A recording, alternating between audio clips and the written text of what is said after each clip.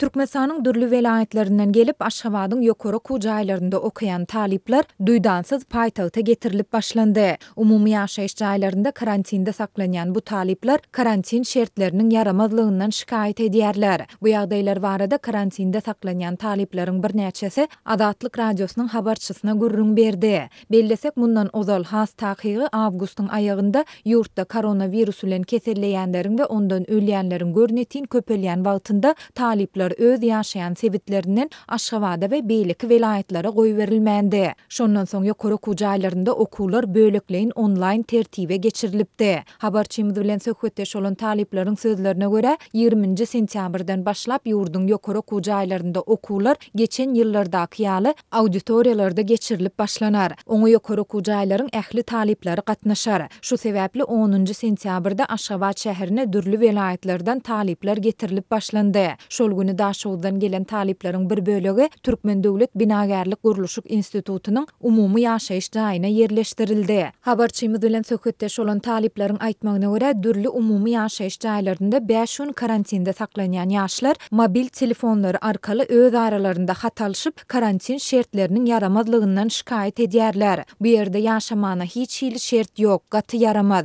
Umumy ýaşaýyş jaýy 4 gatdan ibaret bolup, onuň bir gatyndan beýleki gatyna düşmek ýa-da çykmak gadagyny diýip efirde atlandyrylmasyzlygyny soran talip 13 sentýabrda habarçymyza gurrun berdi. Onuň sözlerine görä ýokary kujaýlarynyň resmileri karantindäki taliplere her gün sarımsak, limon we paracetamol dermanyny berip, olary iýmegi talap edýärler. Resmiler muny virusdan goranmak çäreleri diýip düşündirýärler. Şol bir wagtda talipler özlerine her gün yarım litr içimlik suwuň we bir sany gamburgeriň paýlanýandygyny aýdyp, bularyň ýokary kujaýynyň hasabyna üpçün edilýändigini hem bellediler. Galan wagty talipler öz hasaplaryna iýitmeli. Olar köplenç öz ýanlary bilen getiren azyk önümlerini iýerler. Eger talibiň maddi ýagdaýy ruhsat berýän bolsa, onda telefon arkaly umumy ýaşaýyş jaýyna nahar buýrup bolýar diýip talip belledi. Beýleki tarapdan karantinde saklanýan talipler umumy ýaşaýyş jaýlarynda ogurluk wakalarynyň köpelýändigini aýdyp, ýaşlaryň 3000-den 7000 manada çenli aýrylykda pullarynyň ýitirim bolýandygyny hem belleýärler.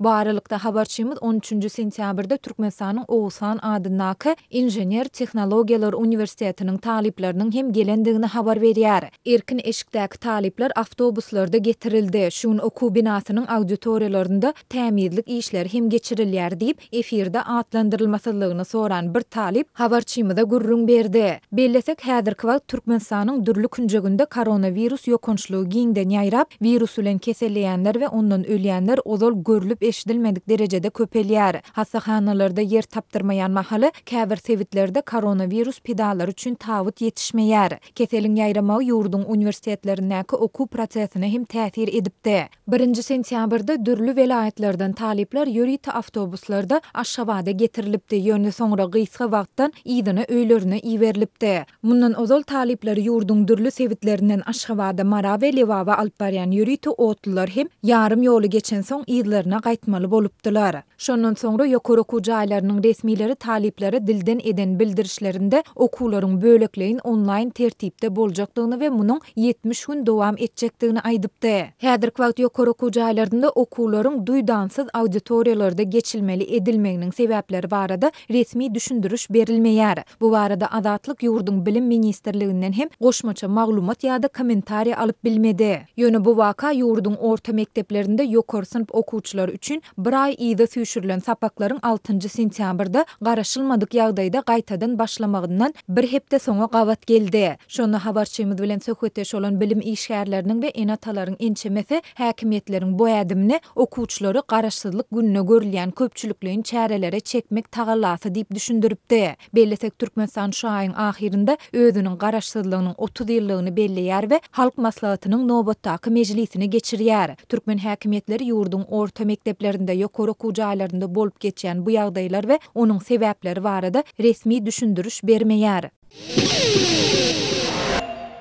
Awazada Tomutku diň jalyşma ötüme gutaran soň mihmanhanalar 1600 töweregi işgärini işden boşatdy. Azatlygyň çeşmelerini görä awgustyň ahyrlaryna Aşgabatdan Awaza baran 4 adymna koronawirusyň delta görnüşiniň anyklanmagyndan soňra kurort şäherçetine diň jalyan adamlar duýdansyz öýlerine uradyldy. Azatlyk radiosynyň habarçysy inne Awazadaky mihmanhana işgärleriniň köpçülikleriniň işden boşadylýanlyklaryny habar berýär. Onuň maglumatlaryna görä Awaza kurort şäherçetine yerleşýän mihmanhanalar 1600 töweregi işçisini işden boşatdy. Fiýahatçylyk pudunyň işçileri awgust aýy üçin özleriniň zähmet haklaryny alyp bilmeýänliklerini aýdýarlar. Azatlygyň habarçysyna görä awgustyň ahyryna mihmanhana işçilerine ilki başda 10 sentýabra çenli Türkmenbaş şäherine garaşmak tapşyryldy. 10 günüň dowamyny olara öz iş orunlarynyň saklanyp galjakdygy ýa-da tutuljakdygy barada hiç zat aýdylmandyr. Ateleriň başlyklary bize garaşyň nidi? Olaryň özleri hem boljak zatlardan bihabardyklaryny aýtdylar diýip Mar welaýatynyň baryp Awazada işlen Merjen Azatlyk radiosynyň habarçysyna gurrun berdi. Biziň hem näme boljagyndan habarymyz ýok diýip Merjen atel başlygynyň sözlerini getirdi. Awazanyň atelleriniň birini aşpez bolup işlen Merjen öz sözlerine görä 1750 manat töweregini aýlyk alýan ekeni. Azatlygyň habarçysyna görä 10 sentýabrdan soň Awazada işleýän 1600 töweregi adam, şol sany mihmanhana işçileri, bagwanlar, ustalar, howuz hünärmenleri, aragatnaşyk işgärleri, tämirlikçiler, garawullar we şofýorlar öz işlerinden boşadyldylar. İşden boşadylan möhümleýin işçilere eger 2022-nji ýylda karantin bolmasa, olaryň täzeden işe kabul edilmek ähtimallyklary duýdurylypdyr. Şeýle-de işden boşadylan adamlara olaryň aýlyk haklarynyň bank hasaplaryna geçiriljegi aýdylypdyr. Fiýahatçylyk işçileri özlerini awgust aýy üçin aýlyk haklarynyň tölenilmänligini aýdýarlar. Azatlygyň habarçysy Awazadaky işçileriň 80 götürüm töwereginiň başga welaýatlaryň ýaşaýjylarydygyny habar berýär. Başga welaýatlardan gelip işleýän raýatlar öz sebitlerini aşmakda uly kynçylyk çekýärler. Mysal üçin Marak atlaýan taksileriň tölegi 4000 manat, lewap taksileri 6000 manat diýip Azatlyk radiosynyň habarçysy habar berdi. İşini ýitiren fiýahatçylyk pudunyň işgärleriniň käbiri ýol töleginiň özleriniň Awazada tomtuň dowamyna gazanan ähli girdijilerinden has köpdigini gurrun berýärler. Ýa-da Türkmenistanyň koronavirus pandemiýasynyň dowamyna sebitleriň arasyna hereket berk çäklendirildi. Otlu we uçur gatnawlarynyň tertibi birnäçe gedek üýtgedildi. Galbertede Awazada köpçüliklerini iş orunlarynyň ýapylmagy Türkmenistana soňky birnäçe hepde bäri koronavirus pandemiýasynyň täzeden mewjudyan wagtyna, şol bir wagtda ýurtda ýeti ykdysady kynçylyklaryň dowam edýän pursatyna hem-de fiýahatçylyk mewsüminiň tamamlanýan wagtlaryna gabat gelýär. Tomtuň başlaryna Awazanyň diň jalyşma ötümi bu ýyl pandemiýa bilen bagly goşmaça çäreler bilen başlapdy. Sebitlerden we Aşgabatdan Awaza fiýahat etmek isleýän raýatlardan sanjym kepilnamasy, yerli migrasiýa ullugynyň ruhsatnama ýaly goşmaça resmi namalar talap edildi. Şol bir wagtda transport gatnawlarynyň çäklendirilmegi hem Awazada diň jalmagy mümkinçiligi bolan raýatlar üçin goşmaça bekdençlikler ötdi. Bu aralykda Azatlygyň habarçysyna görä Türkmenbaşynyň polisiýasy Awazada iş şertnamasy udoldurmadyk içerik migrantlardan gysga wagtyň içinde öz welaýatlaryna gitmegi talap edýär. Ýogsa da olara Serdar etrawynyň gowuçy meýdanlaryna mejbury paýta ýygdyrmak haýbatyny atýar. Ýa-da Awazada diň jalyan raýatlar awgustyň ahyrlaryna duýdansyz ýagdaýda fiýahatçylyk zolawyndan çykaryldy. Azatlyk radiosynyň çeşmesi bu ýagdaýy Aşgabatdan Awaza gelen fiýahatçylaryň 4 sanysyna koronawirusyň delta görnüşiniň anyklanmagynyň sebäp bolanyny habar berdi. Munyň ýa-da Awazanyň etrap häkimi wezifesinden boşadyldy.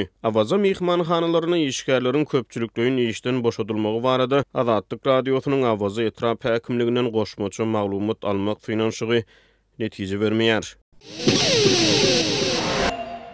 Vice-premier Çağrı Kılıçdaroğlu'nun ýylyň 8 ay boýunça beren hasabatyna aýdylmagyna görä, geçen ýylyň degişli döwri bilen deňeşdirilenine söwda dolanşugynyň ösüşi 120,8 göterme. Önüme öndürmeň ösüşi bolsa 117,6 göterme deňorly. Emma muňa garamazdan Azatlygyň habarçylary ýurduň döwlet dukanlaryna akşol sanyna bazarlardaky söwda hyzmatlarynyň derejesiniň garaşsyzlygyň 30 ýyllyk bayramçylygynyň öňü syrasynda odal görülmedik derejelerde pese gaçanlygyny. Bu ýagdaýyň ilatda bar hakan alada we nägilelik töredýänligini habar berýärler. Döwlet dukanlarynyňky iş tertibine laýyklykda olaryň käbiri ir sagat 7-den agşam sagat 20, beýlekileri ir sagat 8-den agşam sagat 21-e çenli işlemeli. Emma Aşgabatdyny bir aýa golay wagt bäri dukanlar ir sagat 5-de açylýar we sana yetdi, maňa yetmedi diýen dagwal döwlet sowdasyna çörek alyp ýetişjek adamlar bu ýere has ir ala garankyda gelmeli bolýar. Sebäbi ýaşaýjylaryň aýtmaklaryna görä giç gelene çörek yetmeýär. Yerli synçylar daňdan edilýän çörek sowdasynyň sebäbini garaşdyrlygyň yetip gelýän 30 ýyllyk bayramçylygy, azyk howpsuzlygynyň döredilen nuwaradaky resmi beýanatlary ýalana çykarýan uly nowatlary, barha beter ýakasyny tanadýan ykdysat çökkünligi görür gözden ýaşyrmak üçin görülýän wagtlaýyn çäreler bilen baglanşdyrýarlar. Öňkü ýyllarda Türkmen prezidenti bayramçylyklardan öň dukanlardaky we bazarlardaky sowda medeniýetini, aly üçünçüligini we el ýeterliligini ýokarlandyrmak tawsyryklaryny bererdi. Emma ol soňky döwürde näme üçindir bu tawsyrygy bermeýär. Şonuň bilen bir wagtda dolarlaryň gara bazar narhynyň arzanlamagy hem dolar bilen gymmatlan azyklaryň arzanlamagyny getirmeýär. Synçylar bu ýagdaýy dowamly çökkünligiň barhat şuňlaşmagy, häkimiýetleriň çäresizligi bilen düşündirýärler. Çörek diňe paýtagtdaky dukanlarda satylýar. Beýleki ýerlerde merkezden daşraga gitdiňçe çörek üçünçüligi gaty kyn ýagdaýda diýip adatlyň habarçy saýdýar. Onun sözlerine görä görnüşinden häkimiýetler diňe paýtagtdaky çörek üçünçüliginiň aladasyny edýär. Sebäbi bu ýerde dünýä ýurtlarynyň diplomatik wekilhanalary ýerleşýär. Mundan öň häkimiýetler azyk nowatlaryny görür gözden gerilejek bolup subsidiýalenen azyk önümlerini adamlaryň öýlerine paýlamak düzgünlügi girdi. Eýhem dukanlaryň işgärleri, harytlary adamlaryň öýlerine eltip bermek, dukanlary iş wagtyndan has ir açmak ýaly öz borçlaryna girmeýän talaplara nähil garaýar. Habarçy dukan işgärleriniň bu talaplardan gaty ýadanlygyny, sebäbi olara goşmasy zähmet üçin hiç bir goşmasy hak tölenmeýänligini aýtdy. Ýöne olaryň çydamakdan başga çykalgasy ýok. Sebäbi işi kuýuply her iki adamyň biri işsiz diýip habarçy özüniň işsizligi üçin döwletden kömek pulunu alýan bir adam hem bilmeýänligini sözüne goşdy. Türkmenistanyny 1990-njy ýyllaryň başynda döwlet edara kärhanalarynyň ýapylmagy, täze iş orunlarynyň ýeterlik döredilmezligi we oğuzulugynaky gazanç mümkinçiliginiň peselmegi bilen başlanan işsizlik torbaly töwdügarlar diýilýänleriň we köçe satyjylarynyň ýyl-ýyldan köpelmegine, häkimiýetleriň olara garşy ýyzgiderli göreşmegine alyp geldi. Adatlygyň marda habarçysynyň maglumatyna görä, şu aralykda belki de yetip gelýän bayramçylyk bilen bagly polisiýa köçe töwdügarlaryny tutmak we olaryň ellerine harytlaryny almak çärelerini güýçlendirdi. Bazarlar ýapyk bolan soň Maru we Bayramal şäherlerini göterip biljek adyklaryny alyp köp gatly jaýlaryň kwartiralarynyň kapylaryny kakyp gapy diýen ýaly aýlanýan. Jaýlaryň arasynda awtologly durup ýaşaýjylara öz önümlerini hödürleýän adamlaryň harytlary polisiýa tarapyndan tutsak edilýär diýip habar saýdýar. Şu gün polisiýa üstü garpyzly ýukulogyny polisiýa edarasyna alyp gitdi. Sürüjüniň men kireýine tutulan öz ýüküm därleýän sözlerini diňlän tapylmady. Onun sürüjülük şahadatnamasyny alyp işini salgy işgärlerine geçirdiler diýip habarçy 11-nji sentýarda beren maglumatyny aýtdy. Şol gün Oğulhan köçesinde ýerleşýän polisiýa edarasynyň töweregine, şäher polisiýasynyň agdyna, hatta arka tarapyndaky Bayramal köçesinde dergüdäniň daşynda hem bir kanun sowdada tutulan we ellerine harytlar alynan adam gaty köp bolupdyr. Polisiýa olara birinji gün gelmeliligini, şoňa çenli derňe güýçleriniň dowam etjekdigini, harytlaryny ýerine bermelimi ýa däliýen meseleniň inniki hepde çözüljekdigini aýdypdyr. Adyklaryň birinji güne çenli zaýlanjakdygy baradaky delillerini diňlemändir. Adatlygyň habarçysy bilen gürleşen raýatlaryň biri başga alaş tapman öýe un, çörek, ýağ almak üçin öz önüren adyk önümlerini satjak bolanyny aýdyp bizini ogurluk etmelimi, jinayete baş goşmalymı ýa-da 10 kat jaýyň üstüne çykyp öz zanymyza kast etmelimi diýip häkimetlerden ören nägile bolanlygyny daşyna çykardy. Ýaşaýjylaryň sözlerine görä, hökümet adamlara un paýogyny hem berip bilenok. Üstesinde garyp halkyň elindäki 5 kilogram sogony gözlükýär. Adatlyk bu habarlar bilen baglanykda söwda we tasarruf ara gatnaşyklar ministrliginden, Türkmenistanyň içeri işler ministrliginden goşmaça maglumat ýa düşündiriş alyp bilmedi.